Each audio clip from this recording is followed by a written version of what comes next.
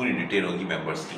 Fix asset register का मतलब जो जो अपने एसेट्स खरीदे हैं उनकी मुकम्मल डिटेल, और ये भी कि उनकी लोकेशन कहाँ है, किस जगह पे है।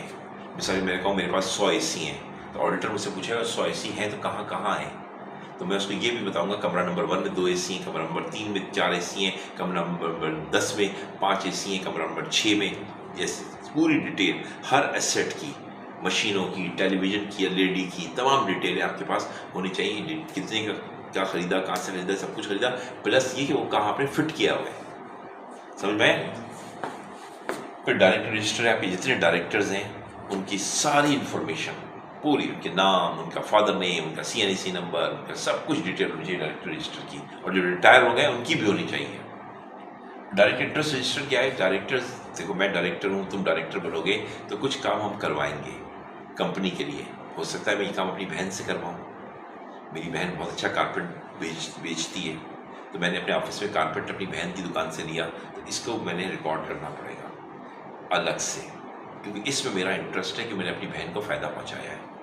मैंने अपनी वाइफ को मिसाल के तौर पे एम्प्लॉय रख लिया, इस कॉन्ट्रैक्ट में मेरा पर्सनल बेनिफिट है कि वो मेरी वाइफ जैसे सैलरी ले रही है वो घर जाएगी। वो डायरेक्टर के जो जिसमें डायरेक्टर को फ़ायदा हो रहा था, वो कोई डायरेक्टर ने कॉन्ट्रैक्ट्स किए हैं, समझ में आया या नहीं? मिसाल मेरी बहन है इल्सा, वो क्या करती है मिसाल के तौर पे बहुत अच्छा जो है वो खाना पकाती है।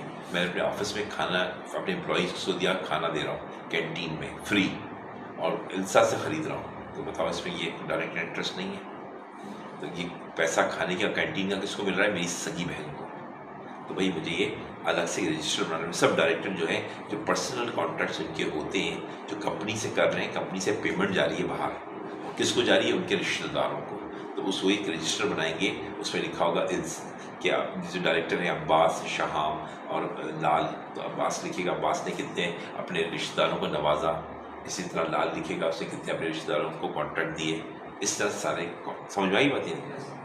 अब आ जाते हैं, अब क्या है डी से मतलब है डीड माने होता है एग्रीमेंट, जितने एग्रीमेंट है, रेंट के एग्रीमेंट, एम्प्लॉयमेंट के एग्रीमेंट जो आपने किए हुए सारे कॉन्ट्रैक्ट ऑडिटर देखिएगा। आपने एम्प्लॉय रखा है वो मंगाएगा, कॉन्ट्रैक्ट ला के दिखाइए कि आपने कितने का एम्प्लॉय रखा है, वो किस पोजीशन पे रखा है, कितनी सैलरी आप दे रहे हैं, समझे? जितने आपने एग्रीमेंट्स किए हैं, ठीक है, आपने कोई जो MOUs किए हैं, आजकल IC में कर रहा है मुख्तलिफ कंपनी से MOUs, तो सब डीड में आएंगे, वो आपको रखने पड़ेंगे संभाल के। अब क्या डी से क्या है, कोई और समझते हैं कोई इंपॉर्टेंट डॉक्यूमेंट्स हैं, ठीक है ना, जैसे प्रॉपर्टी है आपकी ऑफिस की, उसकी डॉक्यूमेंट्स हैं, वो इंपॉर्टेंट डॉक्यूमेंट संभाल के रखना है। ए से क्या है, ये ए जो है ये कॉस्ट अकाउंटिंग रिकॉर्ड है, जो हमने यहाँ पहले डिस्कस कर लिया, ठीक है, ये कॉस्ट अकाउंटिंग रिकॉर्ड हो गया। वी से क्या है आपका, वी से था वाउचर्स, वाउचर्स जो थे पेमेंट वाउचर्स को कहते हैं, डेबिट वाउचर, रिसीव पैसा मिलता है तो रिसीव वाउचर, और जो जिसमें जो जर्नल एंट्रीज होती है ना, जैसे account receivable debit, sales credit, depreciation debit, allowance for depreciation credit, bad debt expense debit, allowance for bad debt credit, इसमें ना ये वो एंट्री हैं जिसमें ना कैश है ना बैंक है, ऐसी वाउचर्स को कहते हैं जर्नल वाउचर्स। ये सारे वाउचर्स जितनी पेमेंट जितना की है आपने, जितनी अपनी रिसीव किया है और जितने आपने जर्नल बनाए हैं, उन सब जो एंट्रियाँ आपने बनाई हैं उन सब के कागज़ के टुकड़े में बनती हैं, जैसे कागज़ का पेज होता है उसको कहते हैं वाउचर।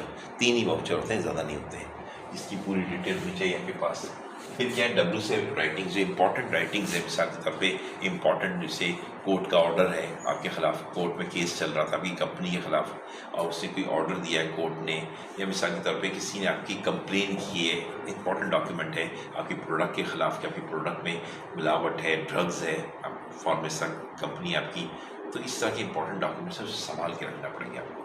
तो ये हो गया पूरा मर्थ देव डब्लू, ये आपका हो गया पूरा ख़त्म कि आपको एक काम बुक्स ऑफ अकाउंट्स क्या होते हैं, ठीक है। अगर सवाल एग्जाम है तो इसमें से कुछ भी लिख देंगे, थोड़ा बहुत भी पास हो जाएंगे। ओके।